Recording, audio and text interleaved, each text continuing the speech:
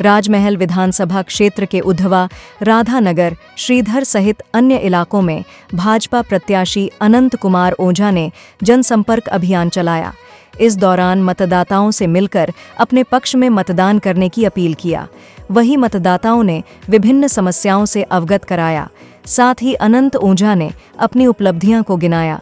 उन्होंने राज्य सरकार पर आरोप लगाया कि विकास का यात्रा को रोकने का काम किया है। उन्होंने यह भी कहा कि किसान भाइयों के लिए एक महत्वपूर्ण योजना लाए थे, जो था शुक्रवाशनी झील का जीर्णोद्धार, लेकिन सरकार बदलने पर योजना का रूपरेखा ही बदल दिया। लगातार जब आदरणीय प्रधानमंत्री नरेंद्र भाई मोदी जी,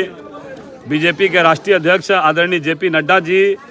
और हमारे गृह मंत्री आदरणीय श्री अमित शाह जी ने कमल फूल दे करके और यहाँ राजमहल क्षेत्रवासियों को फिर एक बार सेवा करने का जो मुझे अवसर दिया,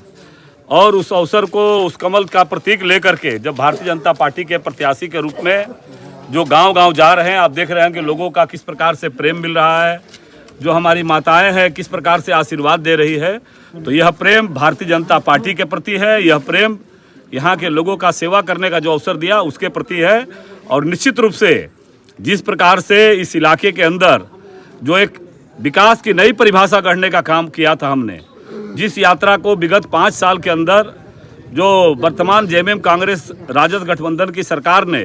जिस विकास यात्रा को रोकने का काम किया है, इस यात्रा को और तेज गति के साथ हम लोग बढ़ाने का काम करेंगे और भारतीय जनता पार्टी की सरकार झारखंड में बनने जा रही है। 13 करोड़ से शुक्रवासनी झील का 1300 करोड़ में शुक्रवासनी झील का जीर्णोद्धार होना था, लेकिन सरकार सत्ता बदला तो वो योजना का रूपरेखा ही बदल गया। नहीं, इसीलिए मैंने कहा कि ये हर योजनाएं जो पूर्व में हमने यहाँ के किसान भाइयों के हित के लिए लाया था, यहाँ के ग्रामीण अर्थव्यवस्था को बदलने के लिए लाया था, ये विगत 5 वर्षों में जेएमएम कांग्रेस की सरकार ने